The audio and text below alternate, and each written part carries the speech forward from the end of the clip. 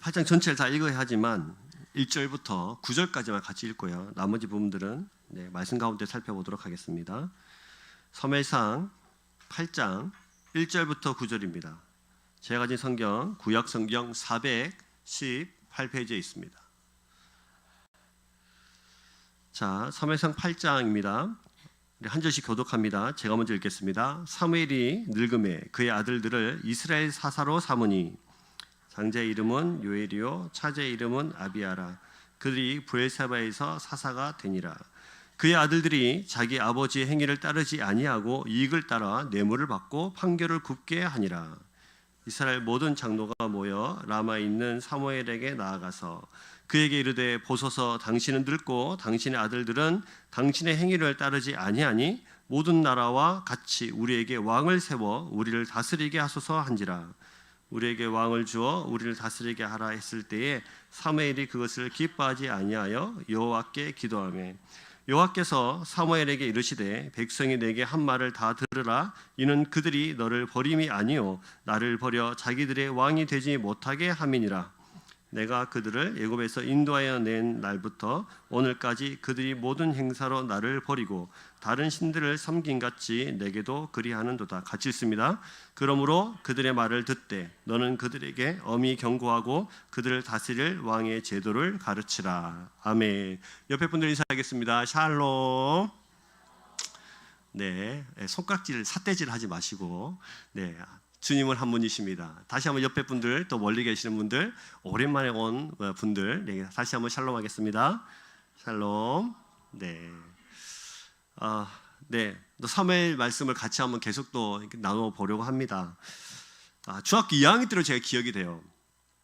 수련회를 중학교 2학년 때 교회에서 수련회를 가니까 여름 수련회로 기억이 되는데 수련회 갔는데 너무 제가 은혜를 받은 겁니다. 정말 하나님은 살아계시다. 나의 죄가 얼마나 많은지 그 깊은 죄가 깨달아지고 얼마나 하나님께 죄송하고 또 부모님께도 죄송한지 죄를 보면서 살았는지 엄청난 회개와 또 밤새도록 눈물도 흘리면서 그렇게 막 기도를 했습니다. 정말 부끄러웠고 쥐구멍이라도 있으면 숨고 싶을 만큼 부끄러웠습니다. 그리고 집으로 갔어요. 그리고 딱 첫 번째 보이는 집 문을 딱 열었는데 어머니가 계시는 거예요. 그래서 어머니한테 그랬죠. 엄마, 내가 그동안 진짜 죄인이었어. 엄마, 나 진짜 미안해. 정말 잘못했어. 내가 엄마 말씀 왜 이렇게 안 들었을까? 이제부터 말씀을 아주 잘 듣는 아들이 되겠습니다. 어머니가 기뻐하셨을까요? 슬퍼하셨을까요? 네, 엄청 기뻐하셨죠. 그래? 이러면서 머리를 막 쓰다듬으면서 그러셨어요. 그리고 며칠 뒤에 친척집에 갔습니다. 제가 이제 거실에서 잠이 들었는데 눈을 딱 떠보니까 어머니가 제 얼굴을 막 어루만지면서 옆에 예수 믿지 않는 작은 어머니가 계셨거든요. 그 작은 어머니한테 막 이러는 거예요. 제 얼굴을 막 쓰다듬으면서 얘가 수련회 갔다 와가지고 얼마나 은혜를 받았는지 나한테 와서 엄마 말씀 그동안 잘 못 들은 거 정말 죄송하다고 말하면서 이제부터 말 너무 잘 듣겠다고 그 얘기를 했다고 막 자랑스러워하면서 제 얼굴을 막 빡빡 문대면서 이렇게 이야기를 하고 계시는 거예요. 제가 안 깰 수가 없잖아요. 근데 또 깨면 어머니가 무안하실까 봐 깼는데 안 깬 척하면서 계속 잠든 척하면서 눈만 감고 있었던 거죠. 근데 여러분, 제가 그 뒤로 어머니 말씀을 제가 약속한 대로 잘 들었을까요? 안 들었을까요? 불순종한 일이 있었을까요? 없었을까요? 네, 있었죠. 그 뒤로도 말 엄청 안 들었어요. 그렇다면 그 전에 어머니한테 제가 그 말을 하기 전에는 제가 어머니 말씀을 잘 들어야겠다라고 결단한 적이 있을까요? 없을까요? 있습니다. 정말 순종하는 자녀가 되겠다 결정한 적이 아주 많습니다. 하나님을 만나고 은혜를 받고 내 죄가 깨달아지고 그 이후에도 부모님 말씀 잘 들어야겠다라고 결단하고 어머니한테 아버지한테 말씀한 적이 많습니다. 그 엄청난 결단에도 저는 어머니 말씀에 불순종한 적이 한두 번이 아니에요. 순종하겠다 그 결단이 오래 가지 못한다는 것을 어머니들은 아버지들은 다 알고 있어요. 그럼에도 불구하고 늘 결단할 때마다 내 죄를 어머니 앞에 아버지 앞에 가서 회개할 때마다 그때마다 진심으로 받아주셨어요. 왜 그러셨을까요? 우리를 사랑하시기 때문입니다. 잠깐의 진심을 온 마음을 다해서 받으신 거예요. 우리 모두의 이야기잖아요. 이게 비단 저만의 이야기가 아니라 우리 모두의 이야기지 않습니까? 부모님은 항상 우리의 잠깐의 진심을 온전히 받으십니다. 그리고 그 잠깐의 진심을 먼 미래를 꿈꾸면서 이 아이가 정말 그런 아이가 됐으면 좋겠다라는 마음을 가지고 늘 기대하고 소망하십니다. 제가 왜 이런 말씀을 드리냐면 오늘 말씀도 그래요. 미스바에서 블레셋의 전투에서 이스라엘이 자신들이 할 수 없는 그 전쟁을 이겼습니다. 기도하라고 미스바에 모였는데 블레셋은 그것을 보면서 엄마 쟤네들이 보니까 전쟁하려고 모이나 보다라고 하면서 기도할 때 뭐 손에 아무것도 든 거 없이 그다 기도하러 미스바에 모였는데 이스라엘 백성들을 보면서 블레셋은 전쟁하러 손에 철병과 가지고 칼을 들고 나와서 싸우러 나온 거예요. 그러나 그 전쟁에서 이 전쟁은 누구의 승리로 끝이 납니까? 이스라엘의 승리로 끝이 납니다. 왜요? 하나님이 그 전쟁에 개입하셨기 때문이에요. 하나님께서 어떻게 개입하셨나요? 큰 우레를 바라셨어요. 그리고 그들을 어지럽게 하셨다고 7장에 말씀하고 계세요. 우레를 바라셨어요. 사람이 할 수 없는 영역으로 하나님께서 역사하셨습니다. 똑같은 장소에 있는데 이스라엘 백성들에게는 오히려 그 우레가 그들을 보호하는 역할을 하고 적군이었던 블레셋은 그들을 심판하는 도구가 되어서 철저히 하나님의 은혜는 구별돼서 한쪽은 멸망시키고 한쪽은 구별해 놓는 그런 놀라운 일이 벌어졌습니다. 여러분, 이렇게 전쟁에서 승리했을 뿐만 아니라 오늘 읽진 않았습니다만 8장 뒷부분에 보시면 여호와의 손이 그들이 계속해서 이스라엘을 침범하지 못하도록 막았고 그들이 빼앗겼던 성읍도 찾았고 그리고 평화가 있었습니다. 샬롬의 세상이 된 거예요. 이 모든 것이 누가 하신 겁니까? 하나님이 하신 거예요. 여러분 믿으십니까? 맞아요. 하나님이 하셨어요. 여러분 이 정도 은혜를 받으면 어떻게 해야 되나요? 회개하고 돌아와서 하나님, 그동안 제가 하나님을 진짜 모른 채 했습니다. 그동안 하나님, 너무 하나님을 온전히 나의 구원의 주로, 하나님 나의 구주로 내가 인정하지 못했습니다. 라고 회개하면서 돌아와야 되잖아요. 그런데 이들은 여전히 이전과 똑같은 삶을 살았어요. 그러나 입술로는 하나님, 정말 하나님 제대로 섬기겠습니다. 라고 말은 했어요. 이 잠깐의 진심 다 하시면서 하나님은 다시 그 진심을 온전히 그대로 받아주십니다. 이들은 여전히 이중잣대로 하나님 앞에 나왔을 때 거룩한 척하고 세상에서는 자기 마음대로 세상을 살아가는 이중잣대로 살았어요. 다시 말하면 그렇게 큰 은혜를 경험해 놓고도 여전히 우상 섬기며 여전히 언약궤에 하나님이 중요한 것이 아니라 언약궤의 능력이 중요해서 언약궤만 붙들고 살아갔던 그런 사람들의 삶이 전혀 달라지지 않았습니다. 고난 가운데 있을 때는 주님 살려주십시오. 살려주시면 내가 목숨까지도 아낌없이 바치겠습니다. 전부를 하나님께 드리겠습니다. 근데 고난 가운데서 건져내면 언제 그랬냐는 뜻이 한 번도 바뀐 적이 없이 그냥 그렇게 또 세상을 살아가면서 하나님을 멀리하며 살아갔던 거예요. 이게 처음일까요? 그렇지 않습니다. 항상 반복됐던 패턴이에요. 그러다면 여러분 지금까지 하나님께서 수없이 많이 속으셨잖아요. 또 와서 하나님 제가 잘못했습니다. 주님 잘 섬기겠습니다. 우상들 다 버리겠습니다. 바알도 버리고 아스라도 버리고 정말 주님께로 돌아오겠습니다. 이 고백을 하나님께서 이들이 또 언젠가는 나를 버리고 가겠구나를 모르셨을까요? 아셨죠? 그럼에도 불구하고 하나님은 그들의 마음을 진심으로 받아주십니다. 우리도 그렇죠. 세상 가운데 살아가면서 하나님 맨날 모른다 하고 주님 이 고난만 지나가게 해주시면 내가 정말 하나님 잘 섬기겠습니다 라고 말하면서 또 돌아서서 여전히 세상을 살아가고 있는 우리들의 모습을 보면서 하나님은 그러면 그 고백을 안 받아주실까?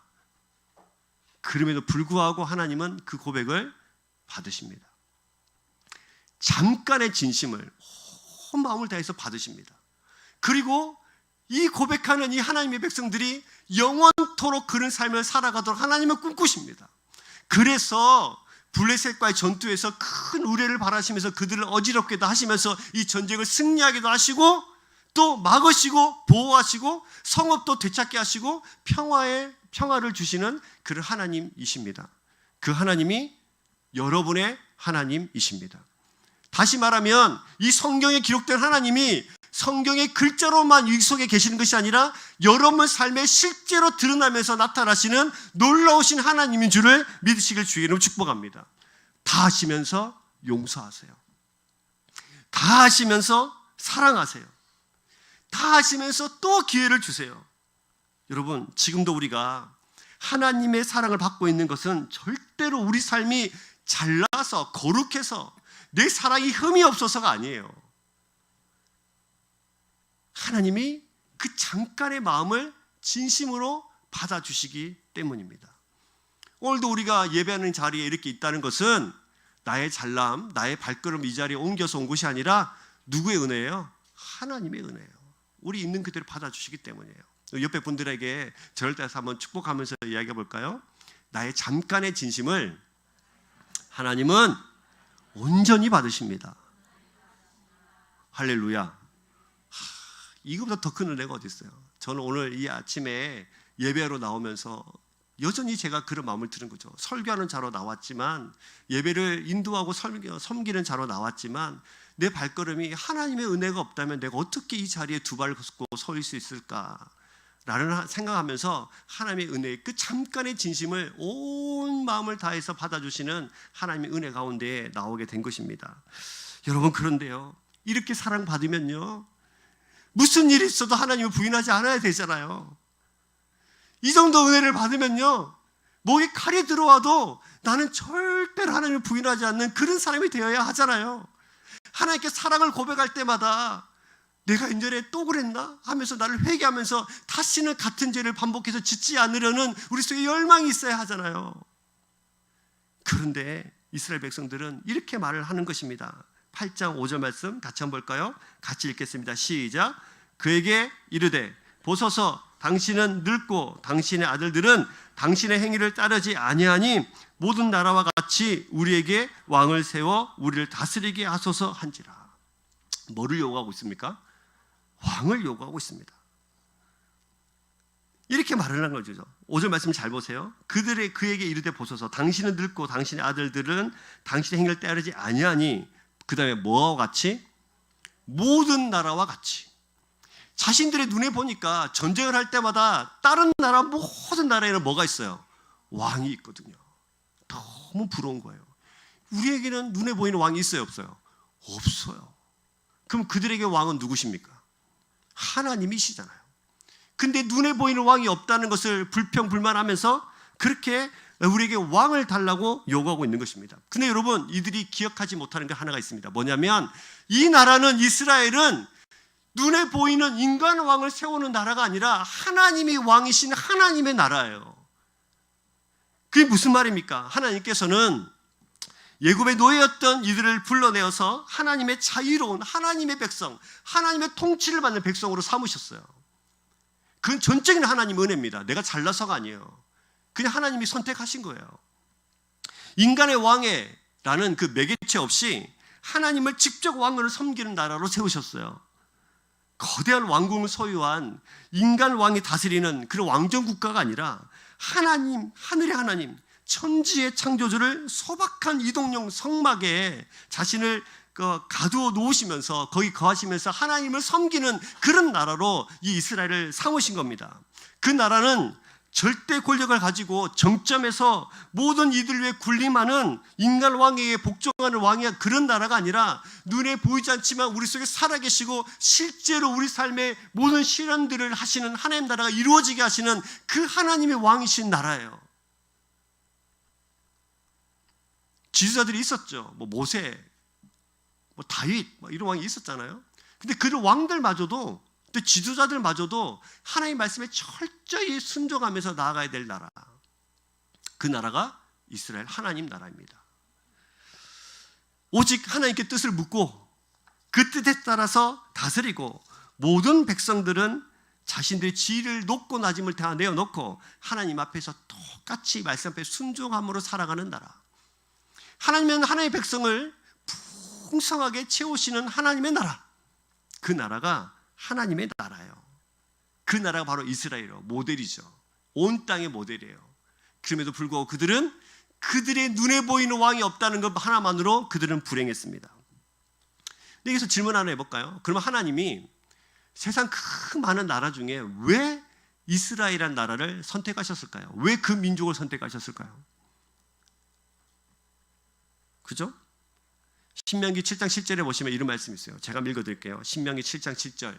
여호와께서 너희를 기뻐하시고 너희를 택하심은 너희가 다른 민족보다 수요가 많기 때문이 아니니라. 너희는 오히려 모든 민족에게 가장 적으니라. 너희는 모든 민족 중에 가장 적으니라. 하나님이 이스라엘 선택하신 이유가 모든 민족 중에 가장 뭐 한다고요? 적다고. 다시 말하면 너희가 가장 약했기 때문이에요. 자, 옆에 분들 봐보세요. 하나님이 이 사람을 선택하신 이유가 뭘까요? 잘생겨서? 네, 저는 좀 잘생긴 것 같습니다. 키가 커서? 저는 좀 키가 큰 것 같아요. 날씬해서? 요즘 제가 다이어트해서 날씬해지고 있는 것 같습니다. 근데 그게 이유가 아니라 하나님의 전적인 은혜를 인한 선택이죠. 여러분 믿으세요? 네, 옆에 분들에게 축복해 주세요. 당신을 선택한 것은 당신이 가장 약하기 때문입니다. 할렐루야. 약육강식으로 설명드릴 세상이잖아요. 강한 자만 살아남는 세상. 근데 여러분, 왕이 가장 강력한 나라의 왕이 되고 싶지 않겠어요? 가장 힘센 나라, 가장 돈 많은 나라, 가장 화려한 나라의 왕이 되고 싶지 않겠어요? 그러나 하나님의 선택하신 이스라엘은 가장 작고 가장 연약한 나라이기 때문이에요. 그 나라의 왕이 되고 싶으신 거예요. 가장 연약한 자들이 하나님이 되고 싶은 거예요. 우리도 마찬가지예요. 가장 연약하고 부족한 우리의 하나님이 되고 싶다고 우리에게 말씀하십니다. 나는 너의 하나님이 되고 싶어. 나는 너를 인도하는 하나님이 되고 싶어. 가장 연약하고 부족하기 짝이 없는 너를 일으켜 세워서 나의 자녀로 함께 하나님의 왕국을 누리는 사람으로 나는 너를 그렇게 인도하고 싶다고 우리에게 말씀하고 계시는 것입니다. 그럼에도 불구하고 이스라엘은 아니요, 우리에게는 뭐가 필요해요? 왕이 필요해요. 어떤 왕이? 눈에 보이는 왕이. 눈에 보이는 왕이 필요해요. 하나님은 그들의 요구를 사실 별로 기뻐하지는 않으셨어요. 사무엘도 마찬가지죠. 사무엘도 별로 안 기뻐했습니다. 6절 보시면 이렇게 말씀하고 있어요. 그죠? 우리에게 왕을 주어 우리를 다스리게 하라 했을 때에 사무엘이 그것을 뭐하지 아니하였다? 기뻐하지 아니하였다. 그래서 하나님께 기도했습니다. 하나님도 이렇게 말씀하시죠. 8절. 내가 그들을 7절 보시면 여호와께서 사무엘에게 이르시되 백성이 내게 한 말을 다 들으라. 이는 그들이 뭐예요? 너를 버림이 아니요 나를 버려 자기들의 왕이 되지 못하게 함이니라. 내가 그들의 왕인 것을 그들이 모른다. 내가 그들의 왕이 되는 것을 싫어한다.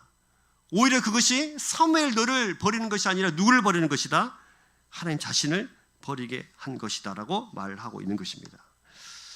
여러분, 그래서 하나님은 선지자 제도를 마련하십니다. 왕과 하나님 사이에 선지자가 있는 거예요. 즉 다시 말하면 왕이라 할지라도 선지자를 통해서 누구의 말씀을 듣는 거예요? 하나님의 말씀을 듣는 거예요. 왕, 모든 것을 권력을 가지는 그 왕이라 할지라도 철저히 누구의 말씀을? 하나님의 말씀을 들어야 한다는 거예요. 왕이라 할지라도 하나님의 다스림 가운데 있어야 함을, 그래야 왕이 되고 하나님 나라가 될 수 있다는 것을 길을 보여주면서 열어서 보여주시는 것이죠. 여러분, 문제의 핵심은 사실 너무나 분명해요. 하나님의 다스림을, 하나님의 통치를 뭐 해야 돼요? 기뻐해야 돼요. 여러분들 질문 하나 하겠습니다. 하나님의 통치와 다스림을 기뻐하십니까?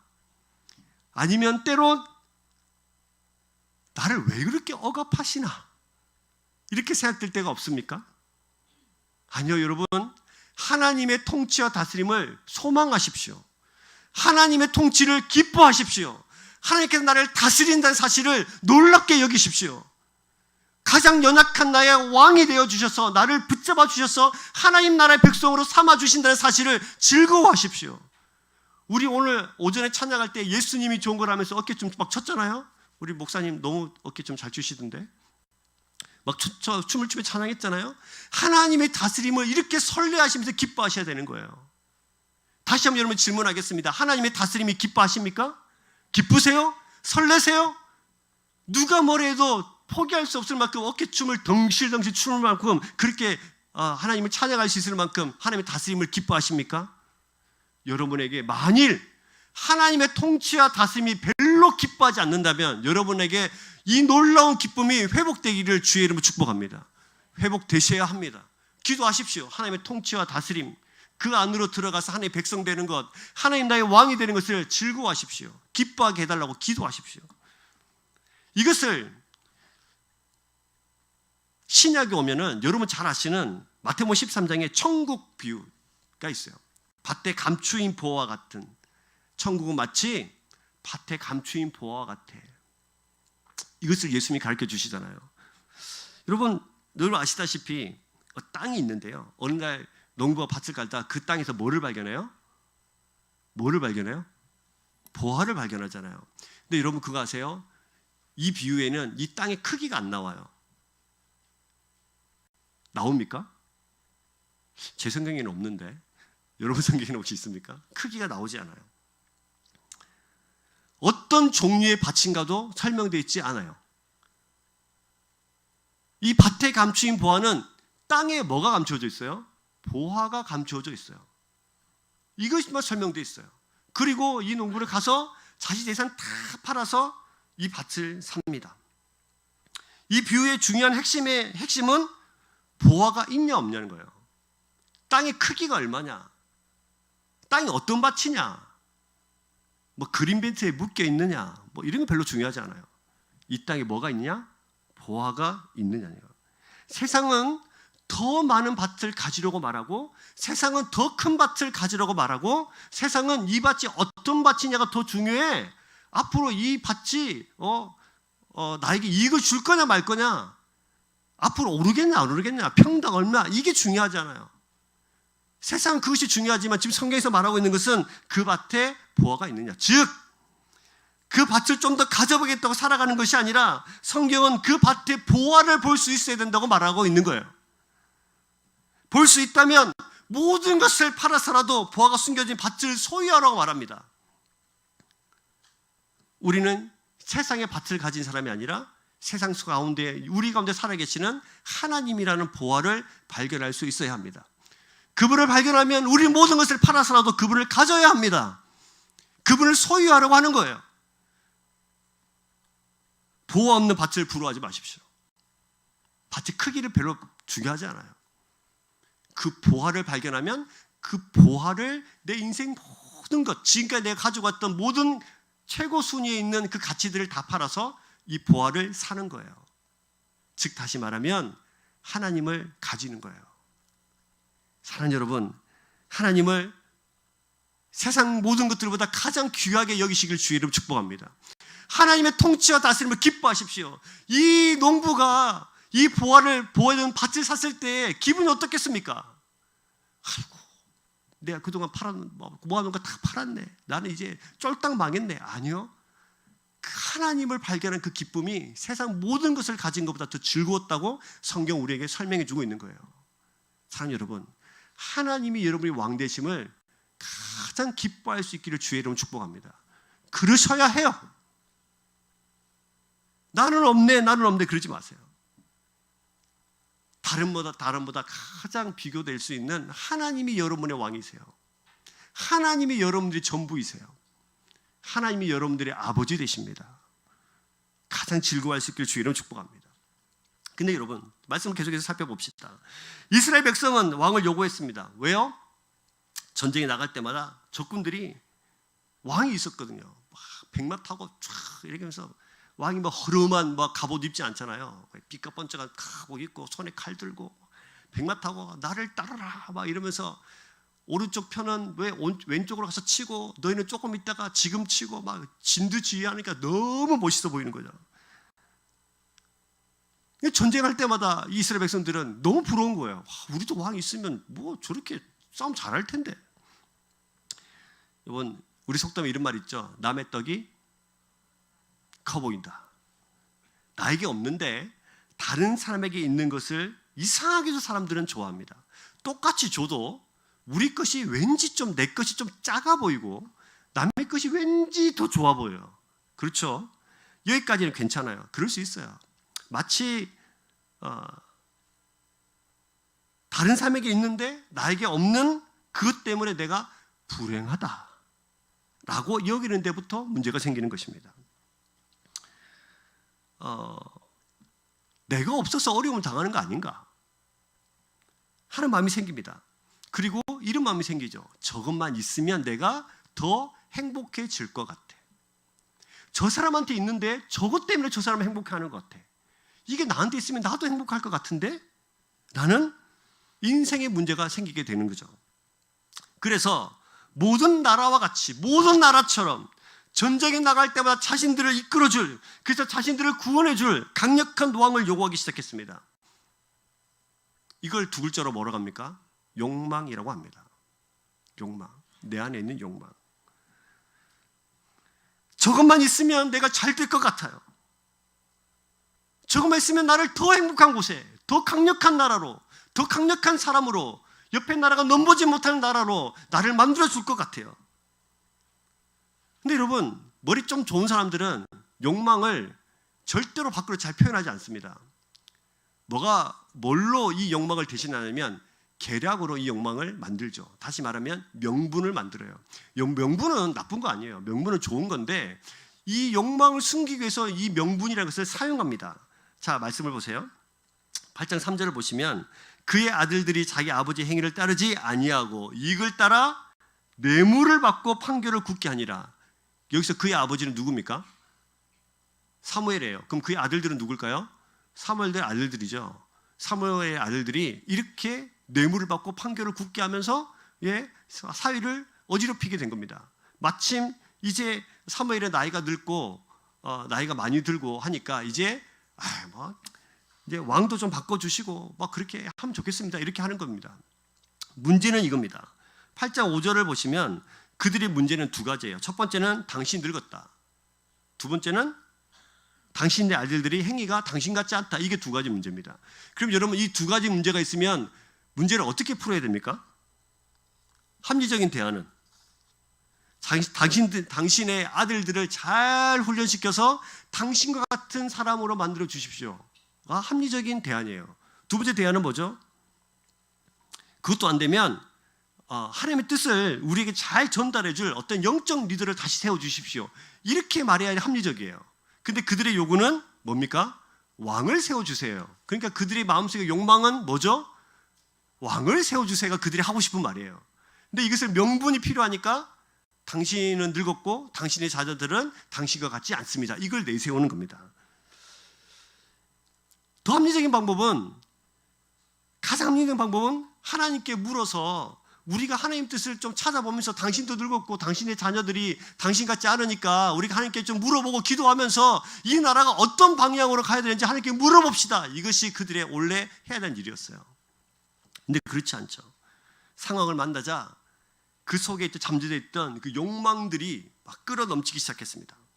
다른 나라와 같이 화려하고 멋지게 자신들의 죽음에서 건져줄 왕을 요구하기 시작했어요. 명분으로 더러운 욕망을 포장하기 시작했습니다.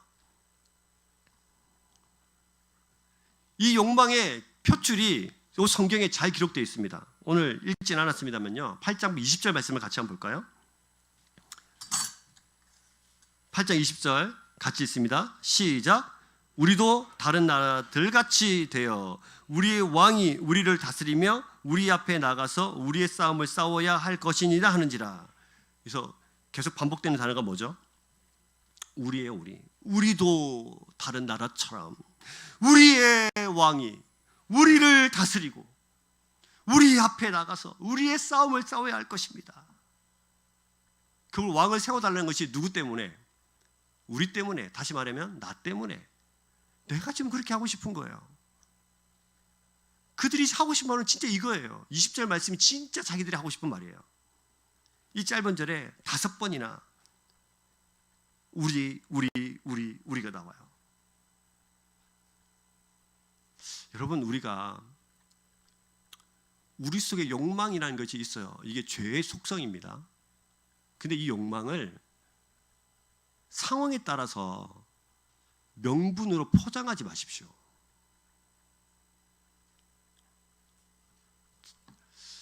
주님, 저는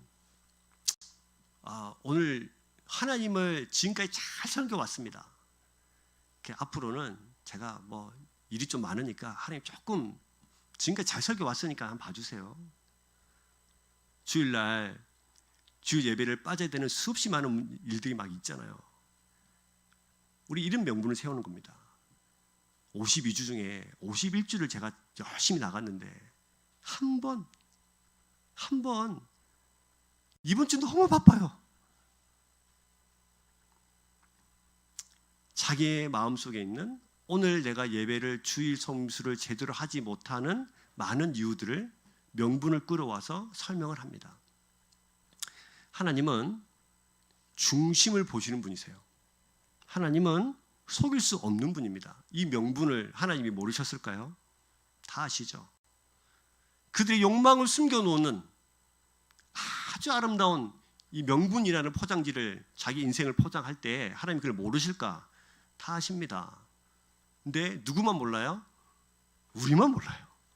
마치 하나님을 속일 수 있을 것 같이 나의 짧은 머리로 명분을 내세워서 하나님이 그걸 모두 다 아시는데 하나님 속일 수 있을 것 같이. 근데 여러분, 감사한 것은 하나님이 가끔 알고도 속아주신다는 데 있어요. 그게 은혜예요. 그게 은혜. 그래서 하나님은 사무엘을 통해서 가르칩니다. 야, 왕의 제도는 어떤 건지 너네 아니?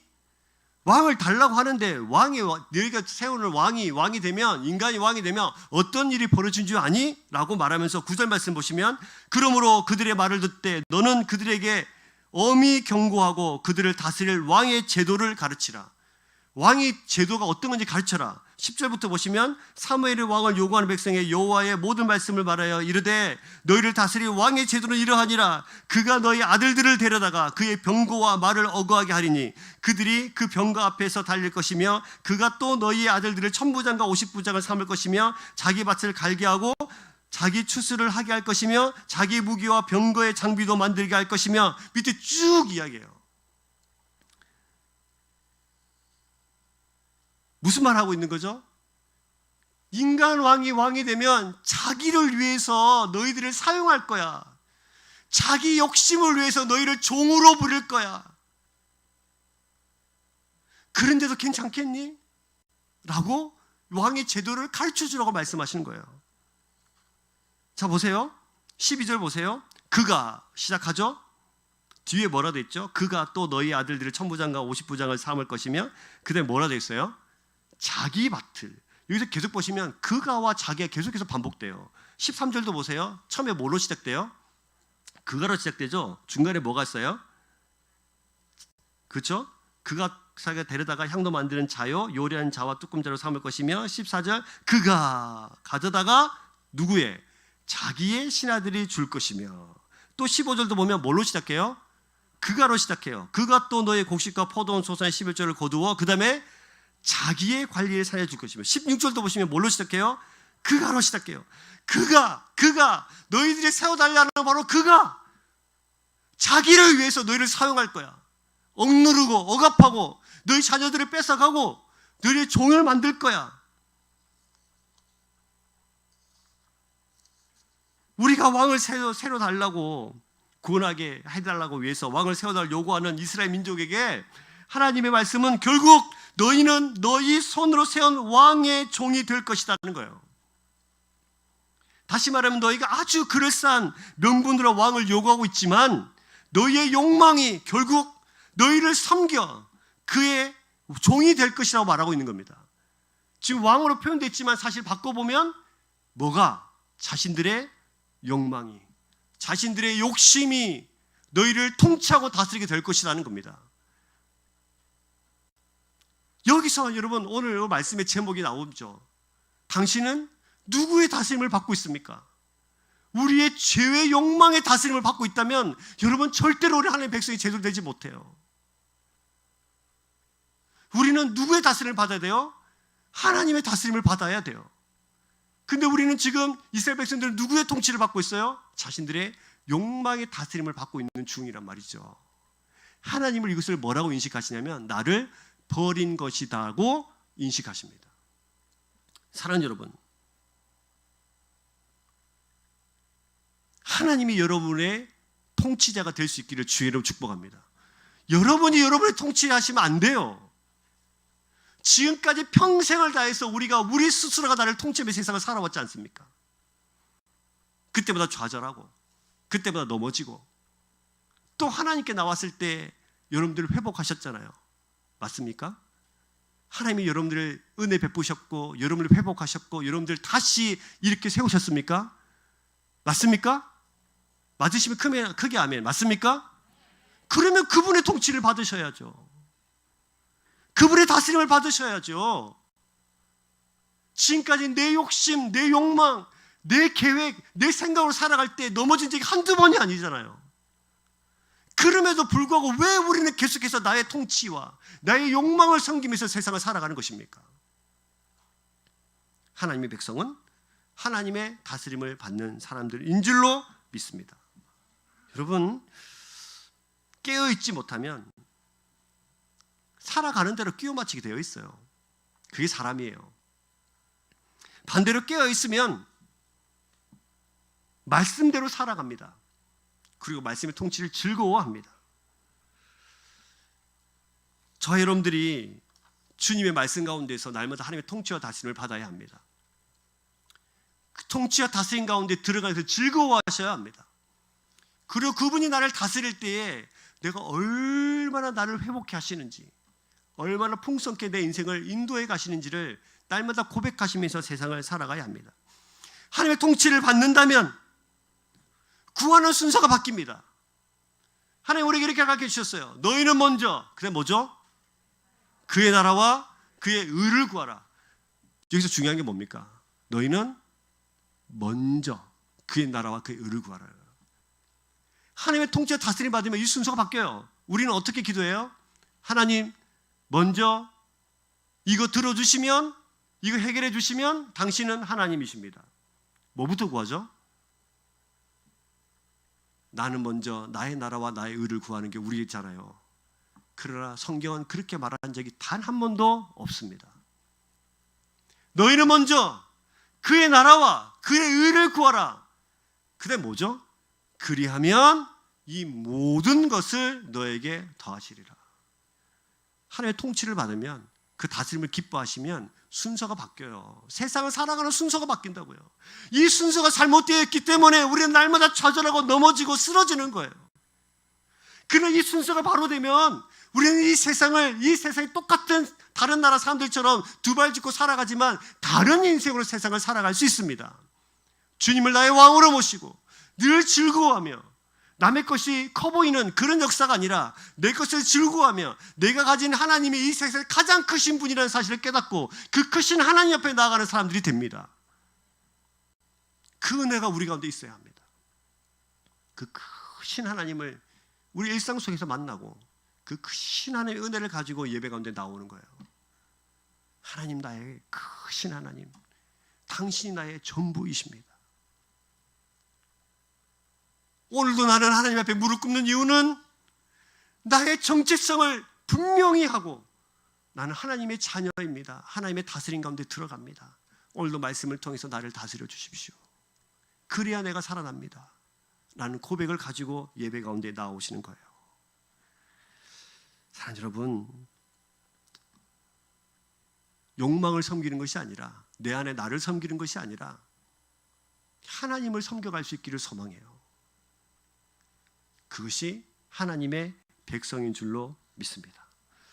옆에 분들에게 다시 한번 축복해 볼까요? 하나님의 다스림을 받으십시오. 하나님의 통치 가운데로 들어가십시오. 당신의 인생의 순위를 바꾸십시오. 먼저 그의 나라와 그의 의를 구하십시오. 할렐루야. 그리하면 이 모든 것을 너희에게 더하시리라. 약속을 믿으십시오. 나에게 없는 것 많이 가지려고 그거 붙잡지 마십시오. 내가 구하지 않는 것보다 더 많은 것까지, 구하는 것보다 더 많은 것을 주실 수 있는 하나님과 동행하십시오. 하나님이 나의 주인으로 섬기십시오. 여러분 인생에 똑같은 일을 당해도 오히려 놀랍게도 즐거워하게 되는 놀라운 역사가 벌어질 것입니다.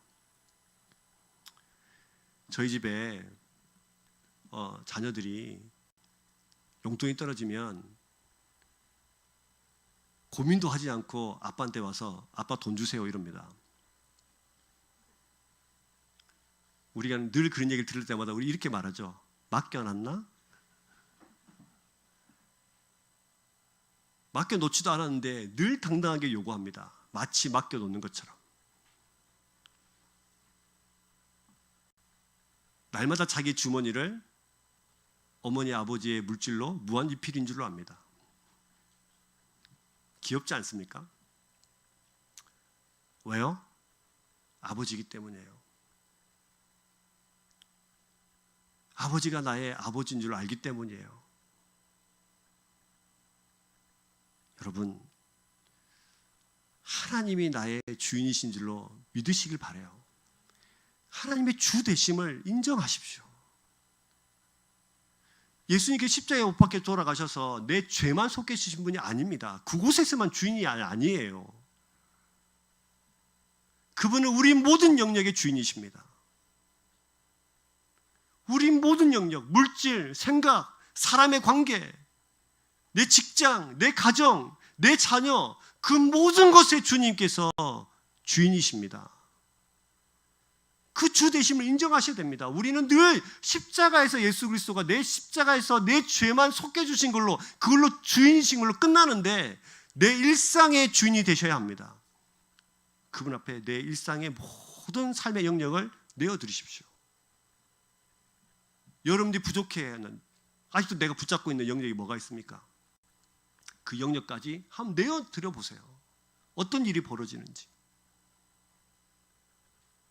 오늘 이 예배를 통해서 하나님께서 들려주시는 이 놀라운 하나님의 말씀의 은혜가 여러분 삶을 온전히 뒤집어 놓을 수 있기를 주의 이름으로 축복합니다. 이 말씀 기억하시면서 우리 찬양 같이 한번 하실까요?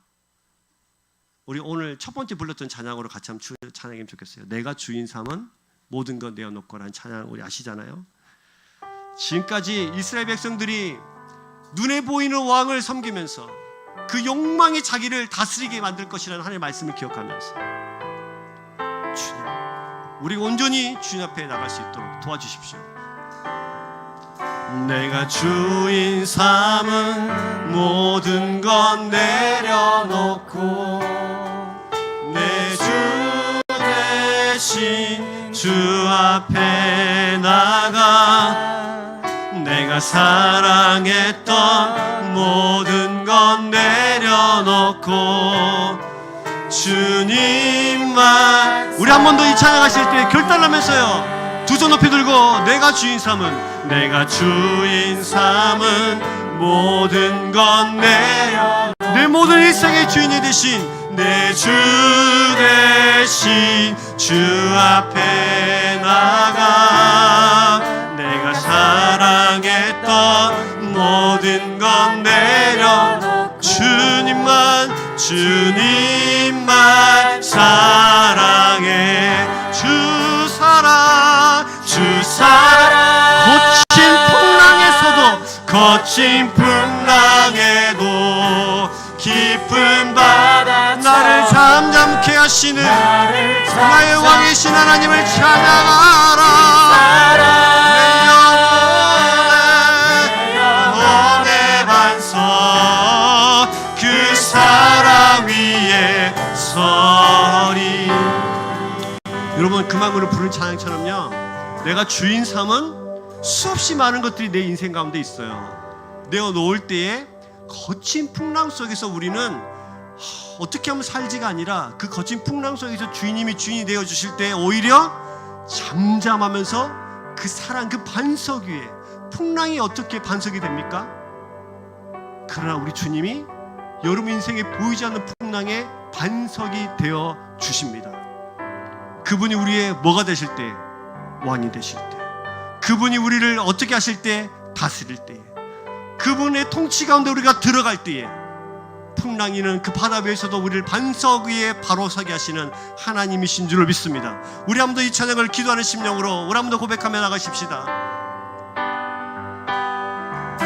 내가 주인 삼은 모든 건 내려놓고 내 주 되신 주 앞에 나가 내가 사랑했던 모든 건 우리 한번 결단하십시다. 누구만 주님